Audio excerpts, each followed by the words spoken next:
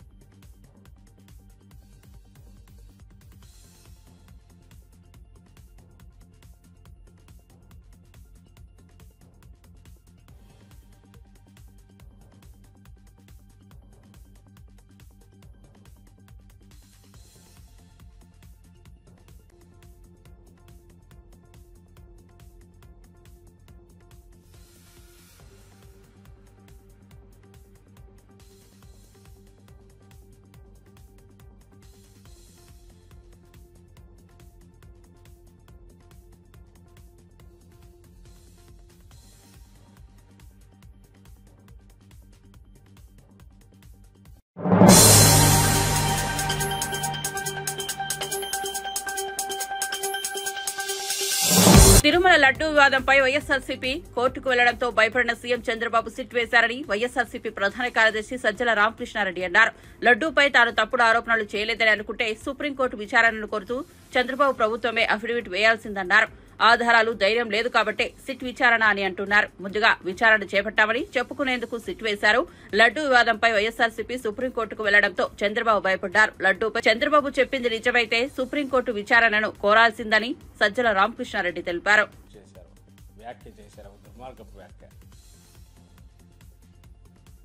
ఒక అపచారం ఏదైతే, ఘోరమైన అపచారం ఏదైతే చేశారో ఆ వ్యాఖ్య తాలూకు ఎఫెక్ట్, ప్రభావం అయితే అంత సులభంగా పోదు. దాన్ని మళ్ళీ భక్తుల్లో ఆ విశ్వాసం పాదుగొల్పాల్సింది. నిజంగా ఇంతవరకు ఏమీ జరగని దాన్ని జరిగినట్టుగా ఒక ఘోరమైన అబద్ధం ఆడేసి పైగా రిపీటెడ్గా ఆయన మాట్లాడడం అనేది ఎంత దారుణమో అందరికీ తెలియాల్సి ఉంది. అలాగే ఆయన చేసిన వ్యాఖ్య, ఆ పాపం చేసింది చంద్రబాబు నాయుడు అనే విషయం కూడా ప్రపంచమంతా తెలియాల్సి ఉంది. ఆయన ముఖ్యమంత్రి స్థానంలో ఉన్న వ్యక్తి అన్నాడంటే దాంట్లో ఏదైనా నిజం ఉంటుందేమో సహజంగా ఎవరైనా అనుకుంటే, అలాంటి అపోహలను పటాపంచలు చేసి, ఎందుకంటే ఇది వైఎస్ఆర్సీపీకి ఒకరికి సంబంధించిన ఇంకోటి కాదు. తిరుమల తిరుపతి దేవస్థానం ప్రతిష్ట దశాబ్దాలుగా, మేబీ శతాబ్దాలుగా కూడా పెరుగుతూ వచ్చి ఈరోజు విశ్వవ్యాప్తమై ప్రపంచంలోనే రోల్ మోడల్గా ఉన్న నేపథ్యంలో సిస్టమ్స్ కానీ లేదా ప్రాక్టీసెస్ కానీ ఆగమశాస్త్రపరంగా కావచ్చు, నియమనిష్టలతో చేయడం, లేదా సప్లైస్ అక్కడికి వచ్చే వాటిని సైంటిఫిక్గా చెక్ చేయడము, క్వాలిటీ చెక్ చేయడము, క్వాలిటీ కన్సిస్టెన్సీ కూడా మెయింటైన్ చేయడం అన్నది. అయోధ్య రామాలయం కూడా ఇక్కడి నుంచే తీసుకోవాలని వాళ్ళు వచ్చి వీళ్ళని తీసుకెళ్లారు. అక్కడ సిస్టమ్స్ ఎవాల్వ్ చేయడానికి వీళ్ళని రిక్వెస్ట్ చేశారు. I think they are participating. మా హయాంలో, వైఎస్ఆర్సీపీ హయాంలో అనేది కూడా జరిగింది. అప్పుడు కూడా వెళ్ళి వచ్చారు అక్కడికి.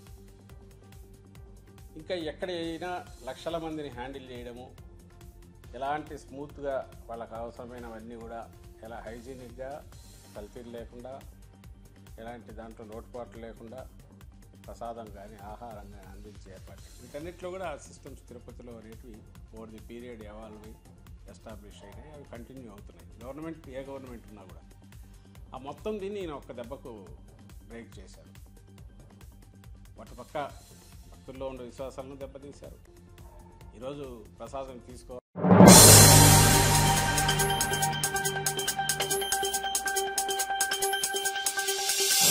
మూసీ ప్రాంతంలో కూల్చివేతలు జరగకుండా మేం అడ్డం కూర్చుంటామని బీఆర్ఎస్ ఎమ్మెల్యే హరీష్ రావు సంచలన వ్యాఖ్యలు చేశారు. కూల్చాలంటే మా మీద నుంచి వెళ్లాలని తెలిపారు. హైడ్రా పుణ్యమని ముగ్గురు ఆత్మహత్య చేసుకున్నారని మండిపడ్డారు. అనవసరంగా మూసీ సుందరీకరణ అంటున్నారు రేవంత్ రెడ్డి అని వ్యాఖ్యానించారు. కాంగ్రెస్ పార్టీ అంటే ఆపన్న హస్తం అంటారు, కానీ ఇది భస్మాసుర హస్తంగా మారిపోయిందన్నారు. కాంగ్రెస్ పార్టీ హస్తం గుర్తు మార్చుకుని బుల్డోజర్ గుర్తు పెట్టుకోండని అన్నారు. కొడంగల్లో రేవంత్ రెడ్డి ఇల్లు కూడా ఎఫ్టీఎల్లో ఉందని గుర్తు చేశారు. ముందు నీ ఇల్లు నీ సోదరుని ఇల్లు కూల్చుకోండని ఆగ్రహం వ్యక్తం చేశారు. ఆపదొస్తే ఫోన్ చేయండి, అర్ధగంటలో మీ ముందుంటా అన్నారు. బుల్డోజర్లు వచ్చినా జేసీబీలు వచ్చినా ముందు మమ్మల్ని దాటి రావాలన్నారు. పేద పిల్లలకు బుక్కెడు కడుపు నిండా అన్నం పెట్టి చదువు చెప్పడం నీ ప్రాధాన్యతనా? 1,00,000 కోట్లు ఖర్చు పెట్టి మూసి సుందరీకరణ చేయడం నీ ప్రాధాన్యతన్నా? ఇలా కొన్ని మీడియాల్లో పత్రికల్లో చూస్తున్నాం, ఆడపిల్లలు టాయిలెట్కి వెళ్ళడానికి 100 మంది ఆడపిల్లలు 200 మంది ఆడపిల్లలకు ఒకే టాయిలెట్ ఉందని చెప్పి పిల్లలు ఇబ్బంది పడతా ఉన్నారు. ఆ పేద పిల్లలకు ప్రభుత్వ స్కూళ్లలో టాయిలెట్లు కట్టడం నీ ప్రాధాన్యతన్నా? 1,00,000 కోట్లు పెట్టి మూసి సుందరీకరణ చేయడం నీ ప్రాధాన్యతన్నా? ఏది నీ ప్రాధాన్యత? నిన్న నేను సబితక్క గారు గాంధీ హాస్పిటల్ పోతే మందులు లేవు. నేను తెలుసుకుంటే ఏంటంటే సెంట్రల్ డ్రగ్ స్టోర్లో బిల్లులు చెల్లించక కంపెనీలు మందుల సప్లైని ప్రభుత్వానికి నిలిపివేశారు. రాష్ట్రమంతా కూడా ఈరోజు మలేరియా, డెంగ్యూ, వైరల్ ఫీవర్స్ తో ప్రజలు బాధపడుతుంటే సర్కార్ దవాఖానాలలో గోళీలు లేవు. కేసీఆర్ కిట్ బంద్ చేసిండ్రు, న్యూట్రిషన్ కిట్ బంద్ చేసిండ్రు. ఏంది అంటే గవర్నమెంట్ డబ్బులు ఇస్తలేదు, కంపెనీలు మందులు సరఫరా చేయడం లేదు అంటున్నారు. పేద ప్రజలకు మందులకు గోళీలు లేవని చెప్తావు, కానీ 1,00,000 కోట్లు పెట్టి మూసి సుందరీకరణ చేస్తా అంటావు. అసలు నీ ప్రభుత్వం ఏం నడుపుతున్నావు? ఓ తుగ్లక్ ప్రభుత్వం లాగా అయిపోయింది, పిచ్చేవుడి చేతిలో రాయిలాగా అయిపోయింది. నీ ప్రాధాన్యత ఏంది? పేద ప్రజలకు మందులు ఇవ్వడం నీ ప్రాధాన్యతన్నా? పేద పిల్లలకు కడుపు నిండా అన్నం పెట్టడం నీ ప్రాధాన్యతన్నా? రైతులకు ఇచ్చిన మాట ప్రకారంగా 7,500 రైతు భరోసా ఇవ్వడం నీ ప్రాధాన్యతన్నా? 1,00,000 కోట్లు పెట్టి నువ్వు సుందరీకరణ చేయడం నీ ప్రాధాన్యతన్నా? ఏది నీ ప్రాధాన్యత? నువ్వు ఏం చెప్పి ప్రజలకు అధికారంలోకి వచ్చావు? ప్రజలకు ఇచ్చిన మాట ముందు నిలబెట్టుకో. సోనియా గాంధీ గారు తానే స్వయంగా హైదరాబాద్కి వచ్చి ప్రజలకు నేను మీ తల్లిగా హామీ ఇస్తున్నాను ఇదే తుక్కుగూడలో మరి హామీ ఇచ్చారు. నేను అడుగుతా ఉన్న సోనియా గాంధీ గారిని, మీరు ప్రజలకు ఇచ్చిన హామీలు ముందు అమలు చేస్తారా? హామీలు పక్కన పెట్టి ప్రజలను గాలి కొదిలేసి పాలన పక్కన పెట్టి 1,00,000 కోట్లు పెట్టి మూసి సుందరీకరణ చేస్తారా? నిన్న ఆయన మాట్లాడుతున్నాడు దానం కిషోర్ గారు, మేము ఎవరిని బలవంతంగా తొలగించమని. మరి ఎందుకు డబుల్ బెడ్రూమ్ ఇల్లు ఇచ్చి బలవంతంగా మీరు వెళ్తారా వెళ్ళరా మెడ మీద కత్తి పెడుతున్నారు? ఎందుకు నంబరింగ్ చేస్తా ఉన్నారు? డ్రోన్లు పెట్టి ఎందుకు మీరు పైనుంచి ఎఫ్టీఎల్ డిసైడ్ చేస్తున్నారు? ఆ ఎఫ్టీఎల్ కానీ బఫర్ కూడా ఒక్కొక్క చోట ఒక్కొక్క రకంగా పెడుతున్నారు. అంటే పేదల ఇల్లు గూలు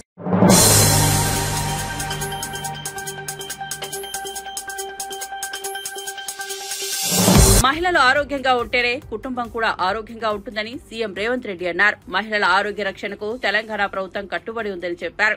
రొమ్ము క్యాన్సర్ పై అవగాహన కల్పించేందుకు రాష్ట్ర ప్రభుత్వంతో కలిసి Megha engineering and infrastructure limited, Sudha Reddy foundation సంయుక్తంగా గచ్చిబౌలి స్టేడియం వద్ద నిర్వహించిన పింక్ పవర్ రన్ లో రేవంత్ రెడ్డి ముఖ్య అతిథిగా పాల్గొన్నారు. రాష్ట్ర ఆరోగ్య శాఖ మంత్రి దామోదర రాజనరసింహ జెండా ఊపి రన్ ను ప్రారంభించారు. ఈ పరుగులో విజేతలను సీఎం రేవంత్ సత్కరించారు.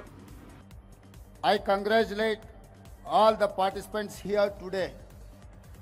Your presence shows solidarity and women across the state who face health challenges. Each step you take today is a step towards a future where no woman has to face these challenges alone. Let us take this journey forward. We will continue to build more hospitals, strengthen our healthcare systems, and create a society where women's health and welfare are given utmost attention. Together, we can build a healthier, more empowered future for the women of Telangana. I would lastly like to congratulate Sudha Reddy Garu and Mega Krishna Reddy Garu and her team foundation on organizing this run. Thank you. Thank you so much, ladies and gentlemen, our Honorable Chief Minister of Telangana. Thank you so much for the inspiring words, sir. Thank you so much for always motivating us, and thank you for taking time out to be present here to motivate all our enthusiasts, our runners, our athletes. And now, ladies and gentlemen, the largest human image of a bird. Guinness Book of World Record lo Hyderabadi names chala matuku undabothunayi. We are doing a largest human image of a bird. Ippudu jaragabotundi. Can we witness this magic happening right here in Hyderabad right now? yes, ladies and gentlemen, this is the Guinness World Record opportunity. We are making the most of it. Guinness World Record opportunity, ladies and gentlemen. The largest human image of a bird happening right here at Gachibowli Stadium, Hyderabad. Are you ready? నా భూతో నా భవిష్యత్ ఇప్పటి వరకు ఎప్పుడు ఇలా జరగలేదు. ఈ రోజు జరుగుతుంది. హైదరాబాదీస్ అందరూ కూడా ఈ రోజు Guinness book of world records లో ఎక్కబోతున్నారు. We creating the human image of a bird, the largest. అది కూడా congratulating all the Hyderabadis here.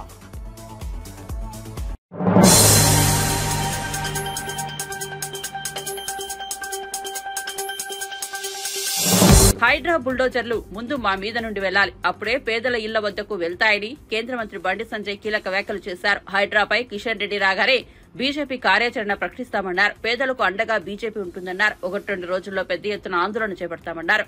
Bulldozer ముందు మా మీద నుండి వెళ్లాలని, అప్పుడే పేదల ఇళ్ల వద్దకు వెళ్తాయన్నారు. తెలంగాణలో హైడ్రా పాపం కాంగ్రెస్ కు తగులుతుందని సంచలన వ్యాఖ్యలు చేశారు. ఎన్ని ఇబ్బందులు తలెత్తినా అధికారులతో మీడియా సమావేశం పెట్టి తప్పును కప్పిపుచ్చుకున్నారని ఆగ్రహం వ్యక్తం చేశారు. ఇందిరా రాజ్యం అంటే పేదల ఇల్లు కూల్చడమా అని ప్రశ్నించారు. కాంగ్రెస్ ప్రభుత్వం ప్రజలకు చుక్కలు చూపిస్తుందని మండిపడ్డారు. పట్టాలు, లింకు డాక్యుమెంట్స్, గ్రామ పంచాయతీ అనుమతి ఉందని తెలిపారు. అందులో ఉన్న వాళ్లంతా పేదలే అన్నారు. హైడ్రా వల్ల ప్రభుత్వ ఆర్థిక పరిస్థితి దెబ్బతిందని తెలిపారు. ఇప్పటికైనా ప్రభుత్వం సమీక్ష చేయాలని బండి సంజయ్ తెలిపారు. ఇంద్రమ రాజ్యం అంటే ఏంది? పేదలు ఇంటి కూర్చుని ఇంద్రమ రాజ్యమా? ఏది ఇంద్రమ రాజ్యం అంటే? మొత్తం చుక్కలు చూపడుతుంది కాంగ్రెస్ పార్టీ ప్రభుత్వము, చుక్కలు చూపడుతుంది పేద ప్రజలకు. పాపం మనం చూస్తే ఎంత బాధ అనిపించింది. వారం రోజుల ముందు గృహప్రవేశం చేస్తే వారం రోజుల తర్వాత వచ్చి కూల్చేసారు. కట్టడానికి 10 సంవత్సరాలు పడుతుంది, కూర్చోడానికి గంటలో కూర్చోవచ్చు. అది ఏదో ఉద్ధరించినట్టు కాదు. అది కిరాయికున్న వాళ్ళు కూడా రాత్రి చెప్పకుండా మొత్తం ఇల్లు కూల్చేస్తే వాళ్ళు ఏడు పోవాలి. ఇవాళ దానివల్ల ఏమైంది? ఇవాళ పూర్తిగా హైదరాబాద్లో, తెలంగాణ రాష్ట్రంలో రియల్ ఎస్టేట్ వ్యాపారం మొత్తం దెబ్బతిన్నది. వేరే కంపెనీస్ ఇవి కూడా వచ్చే పరిస్థితి లేదు. ఇవాళ రియల్ ఎస్టేట్ వ్యాపారం దెబ్బతిన్నది. ఆర్థికంగా తెలంగాణ రాష్ట్రం పూర్తిగా అధోగతి పాలైపోయింది ఇవాళ ఈ హైడ్రా వల్ల. ఇంత వ్యతిరేకత వస్తే ప్రభుత్వం పునఃసమీక్షించుకోవాలి. కనీసం దాని గురించి ఆలోచించకుండా ఇంకా ఏమో ఉద్ధరించాలని చెప్పి, ఏమో ఉద్ధరిస్తామని చెప్పి ఇంత ప్రజా వ్యతిరేకత ఉన్నప్పుడు కూడా మొండి వైఖరితోని ఇంకా ముందుకు సాగుతా ఉండడం ఇది మంచి పద్ధతి కాదు. భారతీయ జనతా పార్టీ దీన్ని పూర్తిగా వ్యతిరేకిస్తుంది. పేదల జోలికి వస్తే ఇక బుల్డోజర్లు ఇప్పటి నుంచి మేము పేద ప్రజలకు హామీ ఇస్తున్నాం. మీకండగా భారతీయ జనతా పార్టీ ఉంటుంది. ఇలా పేద ప్రజలకు ఆయుధంగా మారబోతుంది భారతీయ జనతా పార్టీ. పక్కా పేదలకు అండగా ఉంటాం. ప్రభుత్వం వెంటనే వెనుకడిగేయాలి, ప్రభుత్వం దిగి రావాలి. పేదల బతుకులు నాశనం చేయకండి, పేదోళ్ళ ఇల్లు కూల్చకండి, పేదోళ్ళను హరిగోస పెట్టకండి. భారతీయ జనతా పార్టీ కార్యకర్తల నాయకులు సిద్ధమై ఉన్నాం. మేము బుల్డోజర్ మహామీకలు వెనకనే ఇలా పేదలు ఇంటికి పోవాలి. ప్రభుత్వం సిద్ధంగా కావాలి. దానికి కనీసం ఇంకిత జ్ఞానం ఉండాలి. పేదోళ్ళు బాధపడుతూ ఏడుస్తున్నారు. ఇంకా ఊళ్ళ గ్రామ ప్రజలు కూడా ఇలా ఏడుస్తున్నారు. బిడ్డ ఎలక్షన్ అని, గ్రామ పంచాయతీ ఎలక్షన్ అని కాంగ్రెస్ పార్టీ సంగతి చెప్తాం. ఇలా హైదరాబాద్లో కూల్చుర్రే మమ్మల్ని, మా ఇల్లు కూలుస్తారు. ఇలా గ్రామాలలో కూలుస్తారు, మా ఇల్లు కూడా కూలుస్తారు. ఇవాళ బీఆర్ఎస్ పార్టీ కూల్చింది, వీళ్ళు కూలుస్తున్నారు. వాళ్ళు ఎట్లా మోసం చేస్తున్నారు, వీళ్ళు ఎట్లా మోసం చేస్తున్నారు. హైడ్రా విషయాలు వీళ్ళు కూడుతున్నారు. BRS party తక్కువేలే. పేదోళ్ళ ఇళ్ల పోలీస్ స్టేషన్లు, పేదోళ్ళ జాగాల ఫైర్ స్టేషన్లు, పేదోళ్ళ జాగాల కలెక్టరేట్లు, పేదోళ్ళ జాగాల రెవెన్యూ ఆఫీసులు, వాళ్ళే తక్కువ. వాళ్ళు వీళ్ళంతే వాళ్ళ విషయం నేర్చుకుంటారు. ఇవాళ రెండొకటే. కాబట్టి ఇప్పటికైనా ప్రభుత్వం దిగిరావాలి. హైడ్రా విషయంలో అధికారులతో బెదిరించి కేసులు పెడతారంటే భయపడే పొలిటికల్ పార్టీస్ ఇక్కడ ఉన్నాయి. ఇవాళ ప్రజలను భయపడే పరిస్థితి లేరు భారతీయ జనతా పార్టీ.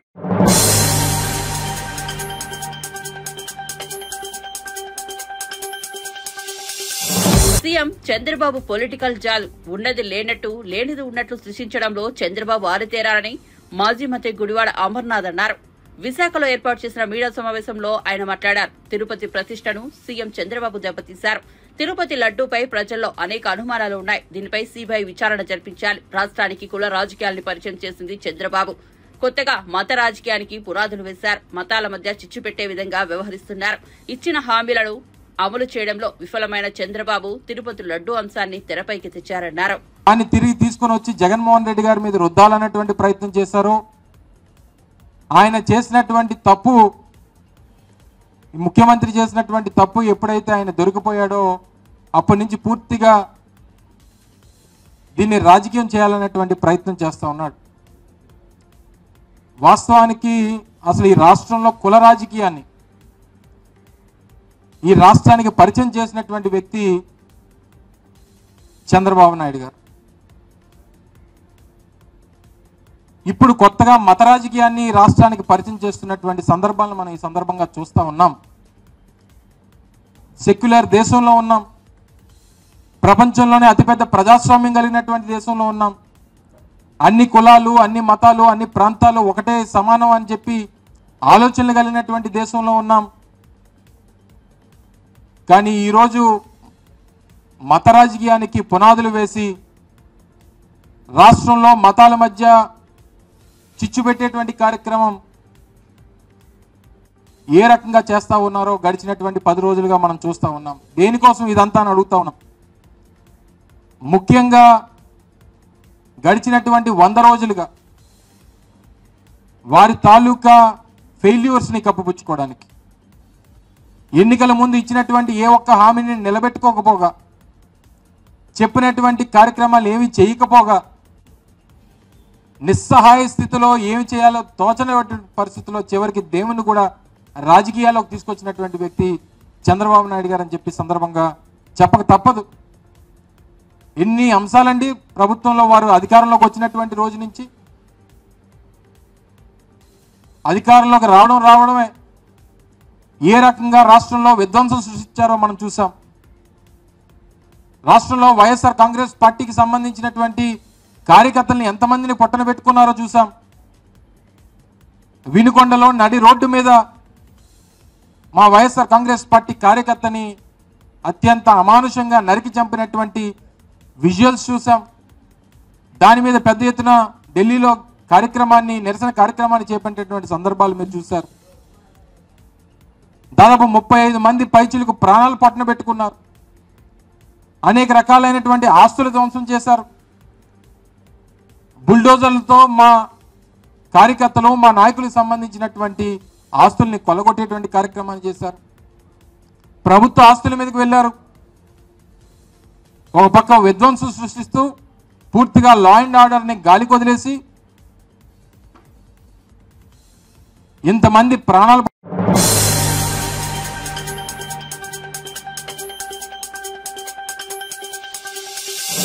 ప్రధాని నరేంద్ర మోదీ మన్ కీ బాత్ కార్యక్రమం 10 ఏళ్లు పూర్తి చేసుకోనుంది. సెప్టెంబర్ 9 ఆదివారం తన మన్ కీ బాత్ 114వ ఎపిసోడ్లో ప్రధాని మోదీ దేశ అభివృద్ది, దేశ వారసత్వ పరిరక్షణ అంశాలపై ప్రసంగించారు. వాటి ప్రాముఖ్యతను వివరించారు. 114వ మన్ కీ బాత్ రేడియో ప్రసంగ కార్యక్రమంలో ప్రధాని నరేంద్ర మోదీ మాట్లాడుతూ అభివృద్దిని ప్రోత్సహిస్తూనే భారతదేశ వారసత్వాన్ని పరిరక్షించాల్సిన ఆవశ్యకతను నొక్కి చెప్పారు.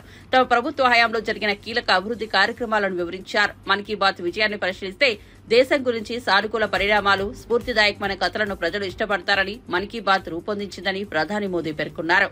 आज का ये एपिसोड मुझे भावुक करने वाला है. मुझे बहुत सी पुरानी यादों से घेर रहा है. कारण ये है कि मन की बात की हमारी इस यात्रा को 10 साल पूरे हो रहे हैं. 10 साल पहले मन की बात का प्रारंभ 3 अक्टूबर को विजयादशमी के दिन हुआ था. और ये कितना पवित्र संयोग है कि इस साल 3 अक्टूबर को जब मन की बात के 10 वर्ष पूरे होंगे तब नवरात्रि का पहला दिन होगा. मन की बात की इस लंबी यात्रा के कई ऐसे पड़ाव हैं जिन्हें मैं कभी भूल नहीं सकता. मन की बात के करोड़ों श्रोता हमारी इस यात्रा के ऐसे साथी हैं जिनका मुझे निरंतर सहयोग मिलता रहा. देश के कोने कोने से उन्होंने जानकारियां उपलब्ध कराई. मन की बात के श्रोता ही इस कार्यक्रम के असली सूत्रधार हैं. आमतौर पर एक धारणा ऐसी घर कर गई है कि जब तक चटपटी बातें ना हो, नकारात्मक बातें ना हो, तब तक उसको ज्यादा तवज्जो नहीं मिलती है। लेकिन मन की बात ने साबित किया है कि देश के लोगों में पॉजिटिव जानकारी की कितनी भूख है। पॉजिटिव बातें, प्रेरणा से भर देने वाले उदाहरण, हौसला देने वाली गाथाएं लोगों को बहुत पसंद आती हैं। जैसे एक पक्षी होता है चकोर, जिसके बारे में कहा जाता है कि वो सिर्फ वर्षा की बूंद ही पीता है। मन की बात में हमने देखा कि लोग भी चकोर पक्षी की तरह देश की उपलब्धियों को, लोगों की सामूहिक उपलब्धियों को कितने गर्व से सुनते हैं। मन की बात की 10 वर्ष की यात्रा ने एक ऐसी माला तैयार की है जिसमें हर एपिसोड के साथ नई गाथाएं, नए कीर्तिमान, नए व्यक्तित्व जुड़ जाते हैं। हमारे समाज में सामूहिकता की भावना के साथ जो भी काम हो रहा हो, उन्हें मन की बात के द्वारा सम्मान मिलता है। मेरा मन भी तभी गर्व से भर जाता है जब मैं मन की बात के लिए आई चिट्ठियों को पढ़ता हूं। हमारे देश में कितने प्रतिभावान लोग हैं, उनमें देश और समाज की सेवा करने का कितना जज्बा है। वो लोगों की निस्वार्थ भाव से सेवा करने में अपना पूरा जीवन समर्पित कर देते हैं। उनके बारे में जानकर मैं ऊर्जा से भर जाता हूं। मन की बात की ये पूरी प्रक्रिया मेरे लिए ऐसी है जैसे मंदिर जाकर के ईश्वर के दर्शन करना। मन की बात की हर बात को, हर घटना को, हर चिट्ठी को मैं याद करता हूं, ऐसा लगता है कि मैं जनता जनार्दन, जो मेरे लिए ईश्वर का रूप है।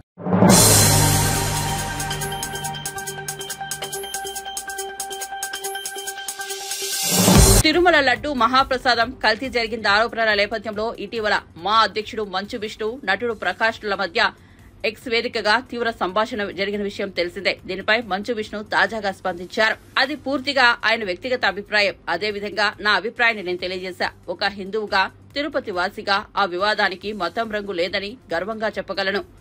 ఆయన వ్యాఖ్యలు కరెక్ట్ కాదని తెలియజేశా. ఆయనంటే గౌరవం ఉంది, ఎలాంటి కాంట్రవర్సీ లేదు అని విష్ణు తెలిపారు. అది ఆయన ఇష్టం, అది ఆయన టోటల్ ఆయన పర్సనల్ వ్యూ. నా పర్సనల్ వ్యూ నేను వ్యక్తం చేశాను. ఒక హిందూగా, ఒక తిరుపతిలో ఉన్న ఒక నివాసిగా దానికి కమ్యూనల్ కలర్ లేదని నా గర్వంగా చెప్పుకోగలను. సో అది కరెక్ట్ కాదు అని చెప్పాను, అంతేగాని దానిపైన ఆయన, నేను చిన్నప్పటి నుంచి నాన్నగారి సినిమాలో ఆయన యాక్ట్ చేసినప్పటి నుంచి నేను చూసా, నేను అంకుల్ అని సంబోధిస్తాను. ఆయన అంటే నాకు గౌరవం, అంతేగాని there is nothing controversial about it. అంటే సార్ పవన్ గారు కూడా ఒక మాట చెప్పారు సార్, మాట్లాడాలి, అందరూ ఓపెన్ అవ్వాలి అని చెప్తున్నారు కదా, ఆయనే చెప్పారు. ఒకటి చెప్తాను, నటులందరూ అద్దాల మేడలో మేమందరం ఉంటాం. ఇప్పుడు నేను మాట్లాడితే ఒక వరకు మీకు నచ్చచ్చు, అది మీకు నచ్చకపోవచ్చు. నచ్చిన వాళ్ళు మమ్మల్ని ఈజీగా టార్గెట్ చేస్తారు, నచ్చిన వాళ్ళు మాకు అవసరం ఉన్నప్పుడు వచ్చి సపోర్ట్ చేయరు. అందుకే నటులు చాలా జాగ్రత్తగా ఆచితూచి ఆలోచించి మాట్లాడాలి కూడా. ఈ ఇష్యూలో ఇంటర్నల్గా ఎంతోమంది మాట్లాడున్నారు, కానీ బహిరంగంగా వచ్చి మాట్లాడితే ఎవరు మనోభావాలు దెబ్బతింటాయి అని కొత్తగా అందరికీ భయం కూడా ఉంటుంది. సో అందుకు మీరు తిరుపతి ఎన్నోసార్లు వెళ్తారు కదా, లడ్డు తిన్నప్పుడు మీకు ఏమన్నా అనిపించింది, అంటే ఏమన్నా డిఫరెంట్ ఎట్లా అంటే? ఏమండి, దేవుడి పైన నమ్మకంతో విషం తాగినా కూడా అది అమృతంలాగే ఉంటుంది. ఆ నమ్మకం ఏ లెవెల్లో ఉందనేది మనకి. నేను కన్నప్ప గురించి మేము ఒక మేజర్ ఈవెంట్కి తీసుకొస్తున్నాం ఆయన రిక్వెస్ట్ చేసాం రావాలని. అది శ్రీకాళహస్తిలోనే జరగాలి. ఎందుకంటే ఇంత భారీ బడ్జెట్ పెట్టి ఆ ఈశ్వరుడి పైన సినిమా తీస్తున్నాం, కన్నప్ప పైన సినిమా తీస్తున్నాం. భారతదేశం అంతా కన్నప్ప గురించి, శ్రీకాళహస్తి మహత్యం గురించి తెలియాలన్న ఉద్దేశంతో ఆయన కూడా వస్తే బాగుంటుంది, మన తెలుగు వాళ్ళ ఘనకీర్తి ఏంటో కూడా చెప్పాలి అనే ఉద్దేశంతో సినిమా చేస్తున్నాం. పరమేశ్వరుడి దయ. మేము కూడా దానికోసం వెయిటింగ్. త్వరలో చెప్తారు. బ్రహ్మాండంగా ఉందండి ఆయన దగ్గర ఉన్న స్పందన. Family, friends, family relatives and మిగతా క్వశ్చన్స్ అని వీటి గురించి మీరు నాన్నగారిని అడగాలి. నాన్నగారు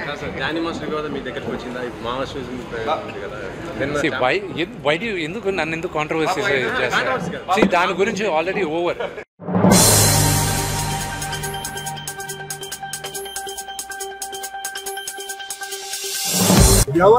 తిరుమల శ్రీవారి లడ్డూ మహాప్రసాదంలో కల్తీకి పాల్పడిన వారిపై టెర్రరిస్టుల కంటే కఠినంగా శిక్షించాలని సినీ నటుడు సుమన్ అన్నారు. గుంతకల్లులో ఓ కార్యక్రమానికి వచ్చిన ఆయన తిరుమల లడ్డూ కల్తీపై వచ్చిన ఆరోపణలపై స్పందించారు.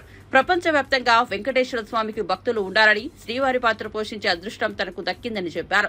దేవదేవుని ప్రసాదాన్ని కల్తీ చేయడం మహాపాపమని, భక్తుల మనోభావాలు దెబ్బతీసేలా చేసిన వారిని కఠినంగా శిక్షించాలని డిమాండ్ చేశారు. దేవుడి ప్రసాదాలు ఏర్పాటు చేసుకునేందుకు ఓ కమిటీని నియమించేలా చట్టం తీసుకురావాలని ఆయన కోరారు. ఇలాంటి తప్పులు జరగకుండా చూడాల్సిన అవసరం ఉందన్నారు. చేశారు వాళ్ళని కఠినంగా శిక్షించారు. ఎందుకంటే అలా చేయడం చాలా మహాపాపం. ఇందులో వెంకటేశ్వర స్వామి పాత్ర నేను చేశాను. తిరుమలకు ఈ రోజు ఏంటంటే భారతదేశం ప్రపంచం నుంచి వస్తున్నారు. లడ్డు అంటే అంత ఒక సెంటిమెంట్. ఆ లడ్డు ఎన్నో ఊరికి కొరియర్లు వెళ్తుంది. ఆ లడ్డు అంటే ఒక అది అంటే తింటేనే ఏదో ఆరోగ్యం బాగాలేకపోతే ఆ లడ్డు తినేసిన తర్వాత మాకు బాగుంది అంటే అంత సెంటిమెంట్ ఉన్న ఒక లడ్డుని అలా చేసేవాళ్ళు మొదలవు. దీనికి నేను చెప్తున్నాను, దీనికి ఎంతైనా సరే అదే మాదిరిగా ఇప్పుడు ఎన్నో బిల్లు పాస్ చేస్తారు. పార్లమెంట్ లో ఎన్నో బిల్లు పాస్ చేస్తారు. నేనేం చెప్తానంటే మన భారతదేశంలో ఎన్నో మతాలు ఉన్నాయి. అంటే హిందూ, ముస్లిం, క్రిస్టియన్, సిక్, పార్సీ, జైన్, బుద్ధిస్ట్. మరి ఈ మతాలని ఈ విధంగా అన్యాయం చేయకుండా కాపాడడానికి ఒక బిల్లు పాస్ చేయండి. ఇలాంటి విషయాలు ఎవరైతే తప్పు చేసాడో వేయండి లోపల 2 సంవత్సరాలకి. అది ఎంతో మంది మనోభావాన్ని అది ఇబ్బంది పెడుతుంది, కష్టపడుతుంది. ఎంతో భక్తితో వాళ్ళు ఆ దేవుడి దగ్గర వచ్చి వాళ్ళు ప్రార్థన చేసి ఒక నమ్మకంతో వాళ్ళ ప్రసాదం తీసుకున్నప్పుడు ఇలా విన్నారంటే ఎంత పెద్ద తప్పండి. అంత నేరం, అది టెర్రరిస్ట్ కన్నా చాలా పెద్ద తప్పు. కాబట్టి కఠినంగా ఇది చేయాలి, కానీ జాగ్రత్తగా చేయాలి. ఎవరు తప్పు చేసారో వాళ్ళు పట్టుకోవాలి. దీంతో పాటు ఎవరు దాంట్లో తక్కువగా ఉన్నారో వాళ్ళని కూడా వదలకుండా ఎందుకంటే టీటీడీ బోర్డు ఉంది, ఆఫీషియల్స్ ఉన్నారు, చెకింగ్ ఇన్స్పెక్టర్ ఉన్నారు. ఇంత ఉన్నప్పుడు ఎలా జరిగింది? సో ఖచ్చితంగా దీనికి ఏ లెవెల్ అయినా సరే సీఎం చంద్రబాబు నాయుడు గారు, డిప్యూటీ సీఎం పవన్ కళ్యాణ్ గారు ఇది వదలకూడదు. ఇది ముఖ్యంగా హిందువులకి చాలా అవమానం, హిందువుకి చాలా వాళ్ళ మనసుని దెబ్బకొట్టినట్టు అవుతుంది. కాబట్టి ఇది ఖచ్చితంగా ఫాలో అప్ చేయాలి. దీన్ని వదలకూడదు. ఎవరైతే చేశారో వాళ్ళు కఠినంగా శిక్షించి వాళ్ళు ఏం చేయాలో ఖచ్చితంగా చేయాలి. దానికి మా సపోర్ట్ ఎప్పుడు